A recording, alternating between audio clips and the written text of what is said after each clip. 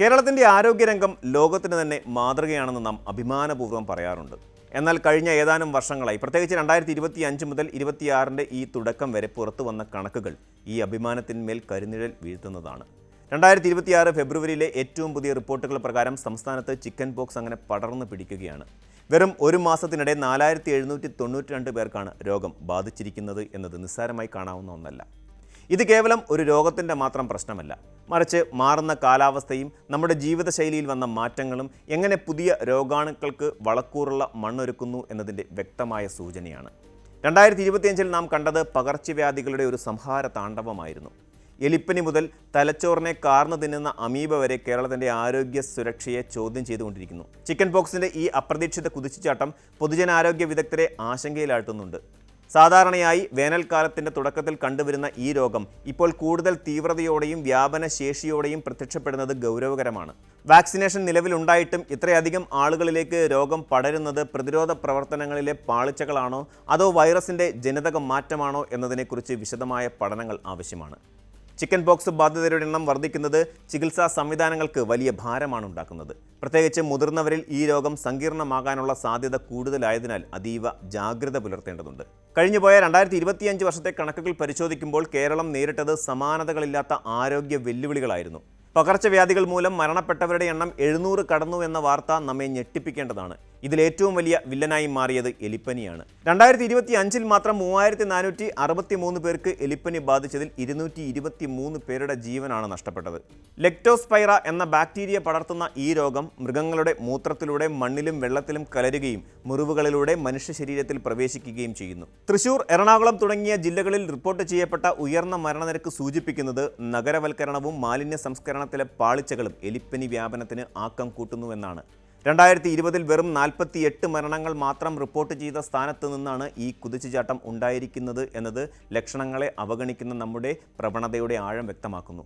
Amoebic മസ്തിഷ്ക ജ്വരം എന്ന പേര് കേൾക്കുമ്പോൾ തന്നെ മലയാളി ഭയന്നു തുടങ്ങിയിട്ടുണ്ട്. തലച്ചോറിനെ കാർന്നു തിന്നുന്ന സൂക്ഷ്മാണുവായ അമീബ 2025 201 പേരെയാണ് ബാധിച്ചത്. ഇതിൽ 47 പേർക്ക് ജീവൻ നഷ്ടമായി. കെട്ടിക്കിടക്കുന്ന ജലാശയങ്ങളിൽ നിന്ന് മൂക്കിലൂടെ തലച്ചോറിലെത്തുന്ന ഈ അമീബ കോശങ്ങളെ നശിപ്പിക്കാൻ തുടങ്ങിയാൽ പിന്നെ രക്ഷപ്പെടുക എന്നത് അതിദുഷ്കരമാണ്. 2016 മുതൽ 2024 വരെയുള്ള കാലയളവിൽ ആകെ 45 കേസുകൾ മാത്രം റിപ്പോർട്ട് ചെയ്ത സ്ഥാനത്താണ് 2025 ഇത്രയധികം കേസുകൾ ഉണ്ടായത് എന്നത് ഗൗരവമായി കാണണം. കാലാവസ്ഥാ വ്യതിയാനം മൂലം ജലാശയങ്ങളിലെ താപനില വർദ്ധിക്കുന്നത് ഇത്തരം സൂക്ഷ്മാണുക്കളുടെ വർധനവിന് കാരണമാകുന്നുണ്ടോ എന്ന് ശാസ്ത്രലോകം സംശയിക്കുന്നു. മരണനിരക്ക് ഏകദേശം 23% വരുന്ന ഈ രോഗം സാധാരണ ജലദോഷത്തിനോ പനിക്കോ സമാനമായ ലക്ഷണങ്ങൾ കാണിക്കുന്നത് രോഗനിർണയം വൈകിപ്പിക്കാൻ കാരണമാകുന്നു. ഇതിനിടയിലും ഡെങ്കിപ്പനിയുടെ ഭീഷണി ഒഴിയാതെ നിൽക്കുകയാണ്. 2025 12378 കേസുകളാണ് റിപ്പോർട്ട് ചെയ്തത്. മലിനമായ ഭക്ഷണത്തിലൂടെയും അതുപോലെ വെള്ളത്തിലൂടെയും പകരുന്ന ഈ രോഗം നമ്മുടെ ഹോട്ടൽ ഭക്ഷണ സംസ്കാരത്തിലെയും പൊതുശുചിത്വത്തിലെയും പോരായ്മകളെയാണ് വിരൽ ചൂണ്ടുന്നത്. ഏറ്റവും ഭയാനകമായ കണക്ക് പേവിഷബാധയുടേതാണ്. 2025 പേവിഷബാധ സ്ഥിരീകരിച്ച 28 പേരും മരണത്തിന് കീഴടങ്ങി എന്നത് വസ്തുതയാണ്. 100% മരണം സംഭവിക്കാവുന്ന ഈ രോഗം മൃഗങ്ങളിൽ നിന്ന് മനുഷ്യരിലേക്ക് വൈറസ് വഴി പടരുന്നതാണ്. വാക്സിനേഷൻ എടുത്തിട്ടും മരണം സംഭവിക്കുന്ന കേസുകൾ റിപ്പോർട്ട് ചെയ്യുന്നത് ജനങ്ങളിൽ വലിയ ആശങ്കയുണ്ടാക്കിയിട്ടുണ്ട്. നായകളുടെയും മറ്റ് വളർത്തു മൃഗങ്ങളുടെയും കടിയേറ്റാൽ എത്രയും വേഗം ശാസ്ത്രീയമായ ചികിത്സ തേടുക എന്നതല്ലാതെ മറ്റൊരു മാർഗവും ഇതിനില്ല. അതുപോലെ തന്നെ മാരകമായ നിപ വൈറസും 2025 മലപ്പുറം, പാലക്കാട് ജില്ലകളിൽ ഭീതി പടർത്തി. ആദ്യമായി പാലക്കാട് ജില്ലയിൽ നിപ റിപ്പോർട്ട് ചെയ്തത് വൈറസ് കൂടുതൽ ഇടങ്ങളിലേക്ക് വ്യാപിക്കുന്നു എന്നതിൻ്റെ സൂചനയാണ്. ഈ സാഹചര്യത്തിൽ നാം സ്വീകരിക്കേണ്ട പ്രതിരോധ നടപടികൾ കേവലം ഒരു ഉപദേശമായി മാത്രം കാണാതെ ജീവിതത്തിൻ്റെ ഭാഗമാക്കേണ്ടതുണ്ട്. തിളപ്പിച്ചാറ്റിയ വെള്ളം മാത്രം കുടിക്കുക എന്നത് ഒരു ശീലമാക്കണം. പുറത്തുനിന്നും ജ്യൂസുകളും മറ്റ് തണുത്ത പാനീയങ്ങളും ഉപയോഗിക്കുമ്പോൾ അവയിലെ ഐസ് ശുദ്ധജലത്തിൽ നിന്നാണെന്ന് ഉറപ്പുവരുത്താൻ നമുക്ക് ഉത്തരവാദിത്തമുണ്ട്. വെള്ളക്കെട്ടുകളിലും കൃഷിയിടങ്ങളിലും ഇറങ്ങുന്നവർ ഡോക്ടറുടെ നിർദ്ദേശപ്രകാരം ഡോക്സിസൈക്ലിൻ പോലെയുള്ള പ്രതിരോധ മരുന്നുകൾ കഴിക്കുന്നത് എലിപ്പനിയെ തടയാൻ സഹായിക്കും. വീടിന് ചുറ്റും വെള്ളം കെട്ടിക്കിടക്കുന്ന സാഹചര്യം ഒഴിവാക്കി ആഴ്ചയിലൊരിക്കൽ ഡ്രൈ ഡേ ആചരിക്കുക എന്നത് ഓരോ പൗരൻ്റെയും കടമയാണ്. പകർച്ചവ്യാധികളുടെ ഈ പെരുപ്പം കേവലം ആരോഗ്യവകുപ്പിൻ്റെ മാത്രം പ്രശ്നമല്ല. ഇത് നമ്മുടെ സാമൂഹിക പ്രതിബദ്ധതയുടെയും പരിസ്ഥിതി ബോധത്തിൻ്റെയും പരീക്ഷണം കൂടിയാണ്. ഓരോ രോഗവും ഓരോ പാഠമാണ് നൽകുന്നത്.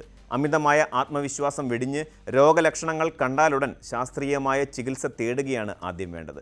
സ്വയം ചികിത്സ പലപ്പോഴും മരണത്തിലേക്കുള്ള ദൂരം കുറയ്ക്കുകയേ ഉള്ളൂ. ചിക്കൻ പോക്സ് ബാധിതരുടെ എണ്ണം 2026 തുടക്കത്തിൽ തന്നെ വർദ്ധിക്കുന്നത് ഒരു വലിയ മുന്നറിയിപ്പാണ്. വരാനിരിക്കുന്ന മാസങ്ങളിൽ കൂടുതൽ ജാഗ്രതയോടെയും വൃത്തിയോടെയും മുന്നോട്ട് പോയാൽ മാത്രമേ നമുക്ക് ഈ പകർച്ചവ്യാധി സുനാമിയെ അതിജീവിക്കാൻ സാധിക്കൂ. ആരോഗ്യകരമായ ഒരു നാളേക്ക് വേണ്ടി കൈകോർക്കുക എന്നത് മാത്രമാണ് നമ്മുടെ മുന്നിലുള്ള പോംവഴി. ഇനിയെങ്കിലും പകർച്ചവ്യാധികളെക്കുറിച്ചുള്ള കൃത്യമായ ധാരണയും പ്രതിരോധ മാർഗങ്ങളും നമ്മുടെ വീടുകളിൽ നിന്ന് തന്നെ ആരംഭിക്കട്ടെ. ചിക്കൻ പോക്സ് മുതൽ എലിപ്പനി വരെ നീളുന്ന ഈ രോഗാതുരമായ അന്തരീക്ഷത്തെ മറികടക്കാൻ സർക്കാർ സംവിധാനങ്ങൾക്കൊപ്പം ഓരോ വ്യക്തിയുടെയും പങ്കാളിത്തം അനിവാര്യമാണ്. കൂടുതൽ വാർത്തകൾക്ക് news 18 Keralam YouTube channel subscribe ചെയ്യുക.